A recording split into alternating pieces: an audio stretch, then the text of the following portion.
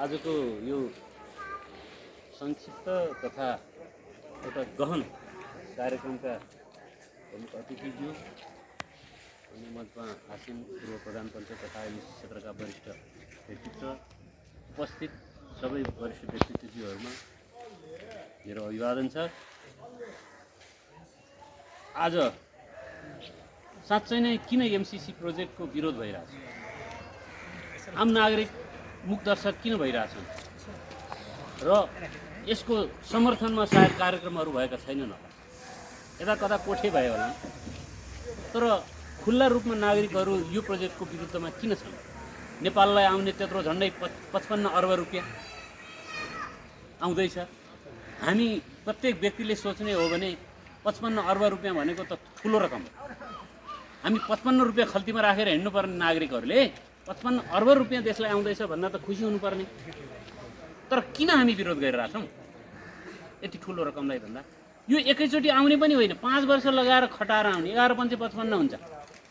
त्यो 5 वर्षभित्रमा पनि नेपालको संसदले चाहिँ यसलाई अनुमोदन गरिदिएर कानुन बनाएर नेपालको संविधानमा रहेका केही धाराहरू, नेपालका अन्य सम्बन्धित सम्बद्ध कानुनहरूलाई विस्थापित हुने गरी कानुन बनाइदिए र उनीहरूको पक्षमा काम गरिसक्यो भने अनि उसले दिने हो।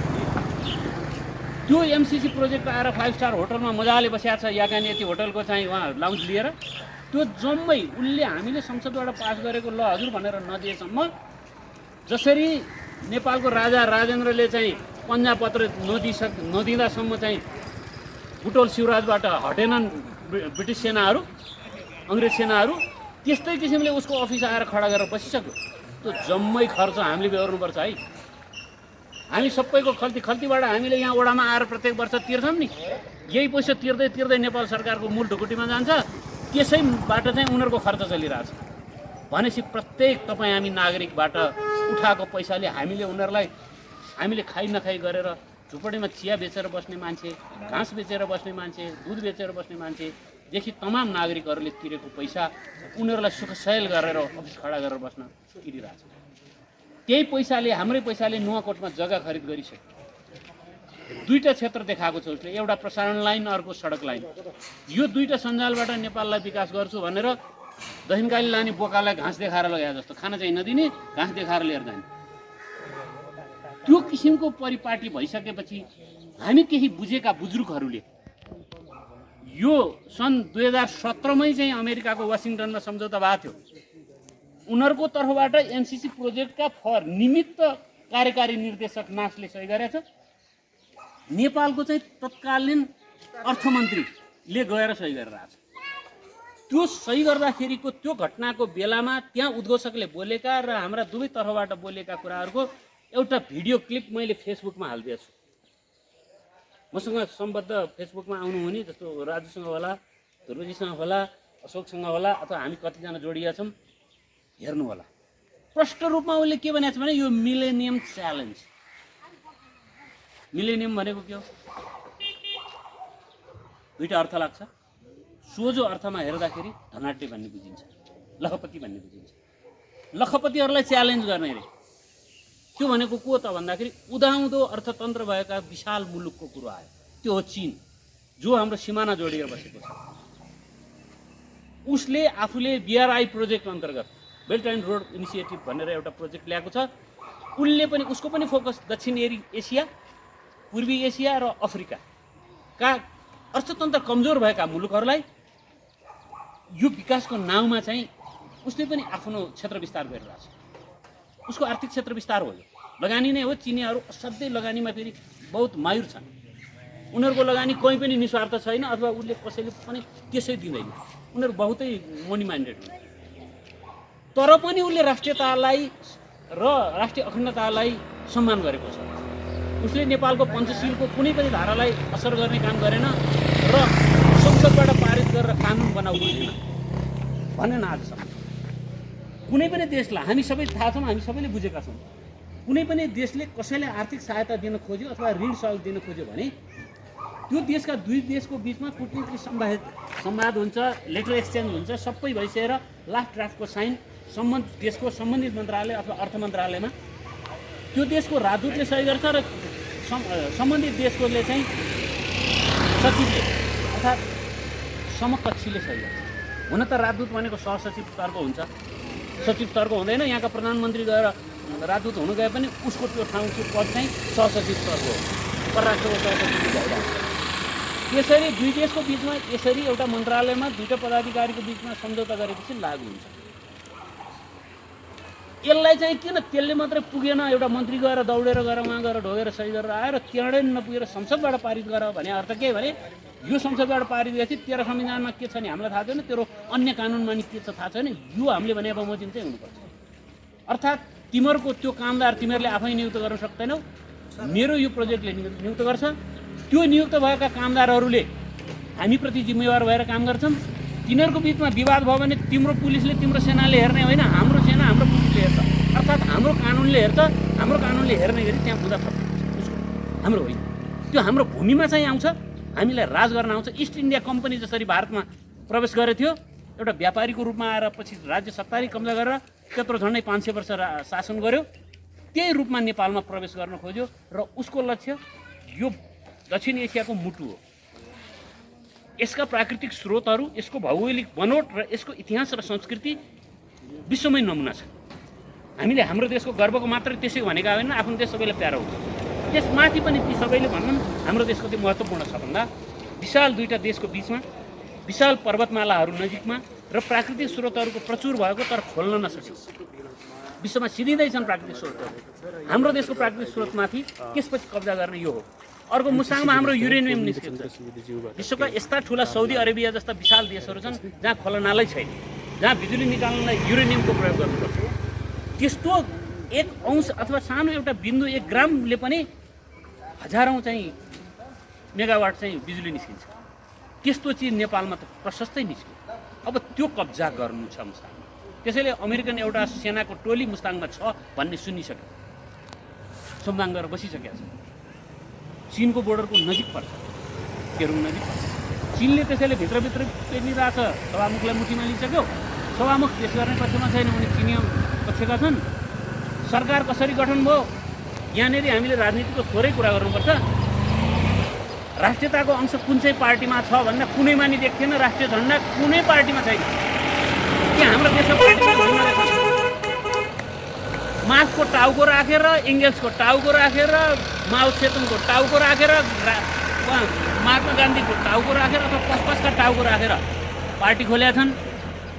उनीहरूकै रिमोटबाट चल्ने पो रहेछन् त यिनीहरू त। अर्थात् मैले अघि यहाँ केही अनौपचारिक कुरा गर्दा भनेको थिएँ, एउटा जालहारीले यहाँ बसेर यत्रो जालको मुठो यसरी फर्र फाल्दा यो जम्मै घेरा पोखरीमा भ्याउँछ, त्यहाँभित्रका माछाहरू छन्। हामी त उनीहरूले स्वार तान्दा त सबै यहीँ आउँदो रहेछ, सेन्ट्रल कलेक्सन हुँदो रहेछ। त्यो जालको मुठो चाहिँ कसले समातेको रहेछ भन्दा युरोपियन युनियनले समातेको छ। अब हामी भारतीय दबाब भारतलाई त प्राकृतिक स्रोत चाहिएको छ, यहाँको सरकार आफ्नो इसारामा चलोस् भन्ने मात्रै थियो। दुईवटा उद्देश्य थियो। तर यहाँनिर अहिले त के देख्यो त भन्दा यो त धेरै टाढाबाट पो आएछ। युरोपियन युनियनले यहाँको धर्म नाश गर्ने, यहाँको संस्कृति नाश गर्ने, यहाँका मान्छेहरूलाई आफ्नो कब्जामा लिने र यहाँबाट राजनीतिको सुरुवात गरेर तेस्रो विश्वयुद्धको तयारी गर्ने, यो पो रहेछ। हामी जस्ता सिधा सादा सामान्य नागरिकले यो जम्मै त बुझेन। अब अलिअलि जे बुझेका छौँ त्यो त बुझाउनु पर्यो। त्यो बुझाउने माध्यम भनेको के हो? सञ्चार माध्यम हो। सञ्चार माध्यम पनि अलिकति विरोध गरेर राष्ट्रियताको कुरा गऱ्यो भने त बन्द हुँदो रहेछ। तपाईँलाई थाहा छ भारतीय नाकाबन्दीको विरोध गरे बाबत कतिवटा पत्रिका बन्द भयो, कतिवटा टेलिभिजन कति दिन बन्द भयो। यस्तो पो रहेछ नि त। यहाँ त या त अर्कैको हातमा यो कलेक्सन पो हुँदो रहेछ त, त्यही जालहारीको जालको मुठो जस्तो भयो। अनि हामी कसैको जालमा परेका छैनौँ, किनभने हामीलाई उनले गनेका छैनन्, हाम्रो पहुँच त्यहाँ पनि छैन। त्यसैले हामी स्वतन्त्र छौँ। हामी स्वतन्त्र हुनको कारण पनि यति हो। हामी मूर्ख भएर बहादुर भएको छौँ, बहादुर भएरै त मूर्ख हौँ भनेर भुपी शेरचनले भने जस्तो कुरा होइन। त्यही हाम्रा बहादुर मूर्खहरूलाई त सेना बनाएर लगेर उसले पूर्वी युरोप कब्जा गरेको थियो पहिलो दोस्रो विश्वयुद्धमा। त्यसैले हाम्रो एउटै नारा हो। ध्रुवजीले यो एउटा कस्तो राम्रो राख्नुभयो, त्यही एउटा कुल फाट्न लागिसक्यो। सामाजिक सद्भाव र राष्ट्रिय एकता, यो दुईटा नभइकन त हुँदैन। हामी सबै फुरमदाना जस्ता भयौँ भने एक टुक्रो अर्कोसँग जोडिँदैन। त्यसरी हामी त बुनिया बन्नुपर्छ। बुनिया भयो भने मात्र डल्लो बन्छ, लड्डु बन्छ। हामी एक भयौँ भने मात्र हाम्रो राष्ट्र एक हुन्छ। त्यसैले राष्ट्रिय सद्भाव चाहिन्छ। र उहाँले भनिहाल्नुभयो म नेपालको धर्म संस्कृति नाश भयो भनेर साह्रै चिन्तित भएँ। चिन्ता यहाँहरूलाई पनि छ। आफ्नो क्षेत्रबाट केही गर्नु भएको छ, गरिरहनु भएको छ। जसले जति सक्छ, जसको जत्रो भाँडो छ त्यति पानी समुद्रबाट आउने हो। समुद्रमा विशाल खोलो छ भनेर म एउटा लोटा लिएर गएर एक मुरी आइदेऊ प्रभु भनेर जतिसुकै ध्यान गरे पनि त्यो लोटाभन्दा बढी पानी आउँदैन। मेरो क्षमता जति छ, मैले जति बुझेको छु त्यही भित्र म पनि सीमित हुनुपर्छ। अर्थात् मैले त्यही कुरा गर्छु। मैले एउटा त्यसैले हाम्रो संस्कृति के हो, हाम्रो धर्म के हो, हाम्रो संस्कार के हो, हामी को हौँ, हाम्रो उत्पत्ति कसरी भयो, विश्व ब्रह्माण्डको सृष्टि कसरी भयो, यो सबै कुरालाई समेटेर एउटा वैदिक सनातन वैदिक संस्कार र हाम्रो चाडपर्वहरू भनेर एउटा किताब लेखेको छु 4 भागमा। पहिलो भागमा ब्रह्माण्डको रचनादेखि ब्रह्माण्डको रचना कसरी भयो, यो सारा जीवहरू कसरी भए, उत्पत्ति भए, लोकहरू कसरी स्थापना भए आदि कुराहरू छन्। दोस्रो भागमा हाम्रो धर्मको उत्पत्ति कसरी भयो, संस्कारको उत्पत्ति कसरी भयो, संस्कृतिको सुरुवात कसरी भयो, संस्कृतिको विकास कसरी भयो, जलवायु के हो, यो जम्मै कुराहरू दोस्रोमा छ। तेस्रोमा संस्कारहरूको परिचय छ। हामी भन्छौँ नि 7 दिनको 1 हप्ता किन भनेको, कल्पमा नभएको कुरा भन्छौँ। कल्प भने चाहिँ थाहा छ छैन, जुग जुगान्तरसम्म, जुग जुगान्तर भने थाहा छ हामीलाई छैन, मनन्तर भने थाहा छ हामीलाई, वत्सर भनेको थाहा छ हामीलाई, संवत्सर भनेको चाहिँ थाहा छ, वर्षको एउटा हुन्छ, 60 वटा हुन्छ, त्यो चाहिँ पहिला थाहा होला। हप्ता भनेको के हो, किन हप्ता भनेको, 7 दिन सहितको भनेकोलाई सप्ताह भनेको, हप्ता भनेको त्यसलाई नेपालीमा हप्ता भनेको। यसै गरेर तिथिहरू कसरी उत्पत्ति भए, ग्रह तारा कसरी उत्पत्ति भए, ती प्रत्येक तिथिको आफ्नो मालिक छन्, स्वामी छन्, कसरी चलाछ, यो सबै गाडीमा एउटा एउटा ड्राइभर छ, यो सबै शरीरभित्र नै एउटा एउटा ड्राइभर छ, यो ड्राइभरले हामीलाई चलाइरहेछ। यी ड्राइभरहरूको पनि महासङ्घ छ, त्यो सेन्ट्रल ड्राइभर परमेश्वर छ, उनको अन्तर्गतका ड्राइभरले हामीलाई चलाइरहेको छ। यानि यो संसार कसरी चलेको छ, यी जम्मै कुराहरूलाई समेटेर मैले तेस्रो भागमा राखेँ भने तपाईँहरूलाई वर्षको नाम लियो भने कतिवटा चाडपर्व पर्छन् वर्ष दिनमा, यो हातमा अटाउँछन् होला, 15-20 266वटा चाडपर्वहरूको बारेमा लेखेको। मैले पर्सि भाद्र 1 गते बाघभैरव दिवस हो, कीर्तिपुरमा बाघभैरव दिवस मनाइन्छ, बाघभैरवको जात्रा हुन्छ। यहाँको बाघभैरवको जात्रा हुँदैन, त्यसको कारण पनि छ। शिवदेव तृतीय राजा हुँदाखेरि कीर्तिपुरमा बस्ती बसाइयो, ट्याङ्गा फाँटमा थियो बस्ती, त्यो त पद्मकाष्ठगिरी हो, त्यो त सल्लाहगारी हो।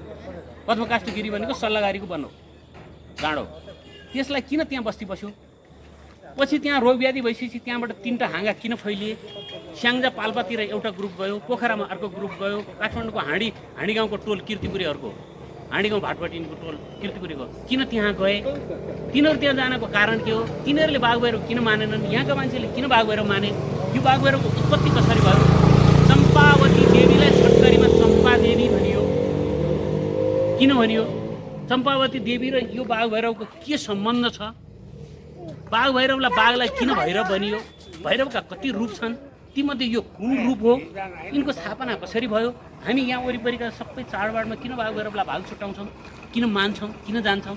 आज त राम्रो मन्दिर बनेको छ, यहाँहरू सबैलाई धन्यवाद छ, मेरो त्यतिसँग पनि योगदान छ। म त यस्तै भ्याएको बेला आएर दर्शन गर्छु, अघि दर्शन गरेँ भने यी जम्मै कुराहरू हामीले जान्नु पऱ्यो। मैले लगाएको यो लुगा, यो पातलो अहिले किन लाएँ भन्दा गर्मी भएर लाएँ, जाडो महिना भए यो लुगा लाएर आउनु सक्दिनँ थिएँ। अर्थात् त्यसको प्रकृतिसँग कसरी तादात्म्यता छ, हामी किन अहिले यसरी हिँड्न सक्छौँ, जाडोमा किन सक्दैनौँ भने हामीलाई जाडोबाट बच्नु छ, बाक्लो लुगा चाहियो, गर्मी हुन्छ बाक्लोले काम दिँदैन, मैले पातलो खोज्नुपर्छ भन्छौँ भने, यति चेतना राख्छौँ भने हाम्रा नजिकका देवता के हुन्, किन मानेका छौँ जान्नु पर्दैन, हामीले घरमा पूजा किन गरिरहेछौँ हामीले जान्नु परेन, जहाँ देवता गएर यसरी किन रोक्छौँ हामीले जान्नु पर्दैन। अनि यो प्रकृति किन अहिले यस्तो हुन्छ, भोलि पर्सि हुँदैन। आज दिनमा 1 झर पानी पर्न सक्छ, ल असोजदेखि लिएर गएर माघसम्म थोपो पानी परेन। यी प्रकृतिहरू जाने सबै कुराहरू हामीले जान्नुपर्छ कि। त्यसैले एमसिसीको कुरा मैले भनेन, सन् 2017मा सेप्टेम्बर 14 तारिक जस्तो लाग्छ, सेप्टेम्बर 14 तारिकमा वासिङटन डिसीमा त्यहाँको नाच लिएर हाम्रो ज्ञानेन्द्रबहादुर कार्कीजीले सही गरेर आउनु भएको थियो। यो तपाईँहरूले नेटमा खोज्न सक्नुहुन्छ, सबैले हालेका छन्, मैले पनि हालिदिएको छु। 16 पेजको सम्झौता छ, 16औँ पेजमा चाहिँ दस्तखत मात्रै छ। किन? 8वटा धारा छन् यसमा, यो सम्झौताको, त्यसमध्ये 5वटा धारा हामीलाई चाहिँ हुँदैन, त्यसले हाम्रो राष्ट्रियतालाई कमजोर बनाएको छ। त्यही बमोजिम अब नेपालले प्रसारण लाइनको विकास गर्नलाई भारतको सहमति लिनु समेत भनेको छ। किन लिनुपर्छ पर्दैन नेपालले जान्दछ नि। नेपालले बङ्गलादेशमा बिजुली बेच्न तयार भइरहेछ, बङ्गलादेश लिन तयार छ, त्यसमा भारतको मध्यस्थता चाहिरहेछ, भारतको भूमि भएर जानुपर्छ। त्यो हाम्रो मामला हो नि, त्यो हाम्रो दुई देशबिचको हाम्रो बाइल्याटरल मिटिङबाट त्यो तय हुन्छ भने यस्ता यस्ता शर्तहरू यसरी तेर्स्याएको छ कि तिम्रो प्रोजेक्टमा आइसकेपछि हाम्रो कानुन लागू हुन्छ, तिम्रो होइन। अनि हामीले जहाँ राख्छौँ त्यो जम्मै त्यो सही नभएसम्म तिमीले व्यवस्था गर्नुपर्छ, अनि संसदबाट पारित गर्नुपर्छ, कानुन सर्व मान्यता दिनुपर्छ। हाम्रो असंलग्न परराष्ट्र नीति त्यो बेलादेखि खण्डित हुन्छ। हामी कसैप्रति कुनै चाहिँ सैनिक गुटमा आबद्ध भएको देखिन्छ। यसैले धेरै कुराहरू छन्, मैले धेरै बोलेँ र यहाँहरू यतिका हुनुहुन्छ, समय पनि छैन। मैले यहाँ 8:30सम्मको समयमा आएको थिएँ, मेरो अर्को ठाउँमा कार्यक्रम छ, जानु छ। त्यसैले यो प्रोजेक्टको हामीले विरोध गर्नको मकसद कारणहरू यिनै हो। यो सम्झौता एकचोटि हेरिदिनुहोस् प्लिज। हेरिसकेपछि यसले हावादारी रूपमा विरोध गरेर काहीँ चाइनिज एमबिसीबाट पैसा खाएर पो विरोधमा हिँडिरहेछन् कि हो। भीम रावललाई र शाहमुखलाई अहिले यही आरोप लगाइरहेको छ। भीम रावललाई अस्ति राजीनामा दिएको, भीम रावल अघिल्लो दिन राजीनामा दिएर भोलिपल्ट चाइनिज एमएससीमा बोलाएर राजीनामा फिर्ता दिली। तँ पनि गइस् भने त्यहाँ एमसिसीको विरोध गर्ने मान्छे कमजोर हुन्छ संसदमा, त तुरुन्त राजीनामा फिर्ता लिए भने चाहिँ भीम रावलले तुरुन्त यो बुझ्नु भएको छ तपाईँले। भीम रावलको भारतीय त्यो चाइनिज राजदूत त्यो वाङसीसँग भेट भयो, त्यसपछि उनको राजीनामा फिर्ता भयो। अब यी जम्मै कुराले के रहेछ भन्दा हामी त्यही जालहारीको जालभित्रका माछा रहेछौँ। अब हामी यहाँभित्रको मुक्ति राखेर जाल च्यात्ने हो कि सबैले मिलेर त्यो जालै तान्दिएर समुद्रमा फालिदिएर हामी मुक्त हुने हो, यो रोजौँ। त्यसैले त्यो सम्झौता हेरिदिनुहोस्। त्यो सम्झौतामा हामीले विरोध गर्नुपर्ने कारण त यो रहेछ, त्यसै फटफटका होइन रहेछन् यिनीहरूलाई राष्ट्रियताको पिर लिएर छ। हामी पनि त्यही राष्ट्रियताको पिर लिने मान्छे हौँ। त्यसैले यसलाई त कुनै पनि हालतमा खारेज गर्नुपर्छ। मैले अस्ति हाम्रो 10 नम्बर क्षेत्रको सांसदलाई संसद दलको कार्यालय 4वटा पार्टीको संसदीय दलमा गएको थिएँ। त्यही सम्बन्धमा राजनीति पनि त्यहीँ हुनुहुँदो रहेछ, ढुङ्गानाजी सहित भेट्दा मैले ती राजनीतिसँग भने धेरै कुराहरू भएको छन्। त्यसैले हामी कतिसम्म प्रयास गर्छौँ, यो आवाज चाहिँ सार्वजनिक गर्ने आवाज हो। यो आवाज जनतासम्म पुगोस् र यसरी चेतना जागोस्। यहीँ पनि कतिपयले बुझ्नु भएको छैन भने बुझ्नुहोस् भन्ने अभिप्राय मात्रै हो। र हामी जुन संसदीय दलमा जान्छौँ, सांसदलाई भेट्छौँ अथवा कसैलाई भेट्छौँ, त्यो भनेको चाहिँ अभियान अगाडि लगेको, त्यो एउटा नीति निर्माता समाजसम्म पुर्याएको कुरा हो। त्यसैले यो सबैको तर्फबाट यसो गरौँ। एमसिसी हाम्रो पक्षमा छँदै छैन, देखिहाल्नु हो। अरू जस्तै सरकारले लागू गरेर पैसा दिन्छ, लागू गर्छ, गरोस्। एउटा एनसेलको 64 अर्ब रुपियाँ चाहिँ कर मिना दिन सक्ने यो मुलुक कति धनी र कति ठुलो छातीवाला सरकार भएको रहेछ। जहाँ 55 5 वर्ष लाएर 55 घिची आउने खरे खोलो जस्तोको लागि चाहिँ मोरी मेटेर संसदबाटै पारित गर्नु भन्ने यही नेरीको भिन्नता पनि बुझिदिनुहोस् न। कसैले पनि भन्यो भने दुई सम्झौता दुई देशको बिचमा सही भावहरूमा लागू हुन्थ्यो भने यो चाहिँ संसदबाट पास गर्नु भन्नको कारण के मलाई बताइदिनुहोस् भन्नुहोस् न। यही एउटा प्रश्नबाट खोतलिन्छ जम्मै कुरा। त्यसैले यहाँहरू सबै जागरुक हुनुहुन्छ, सबैले बुझ्नुहुन्छ। एकले बुझेको अरूलाई बुझाउनुहोस्। यो अभियानलाई हामी राष्ट्रिय स्तरमा लगेर हाम्रो भोट लिएर गएर हाम्रा विरुद्धमा प्रयोग हुने सांसदहरूलाई हामी नियन्त्रण गर्न सकौँ। भोट लिएर गएपछि अब हामीलाई नै लात मार्ने खालका हामीलाई चाहिँदैन। त्यसैले यो अभियानलाई सार्थक बनाउनुहोस्, सबैजना लाग्नुहोस्। मेरो ठुलो शुभकामना छ। मैले धेरै बेर बोलेँ, यहाँहरू सबैलाई मौका दिन्छु। त्यसैले म यहाँ सामु बिदा पनि हुन्छु। हस्, धन्यवाद।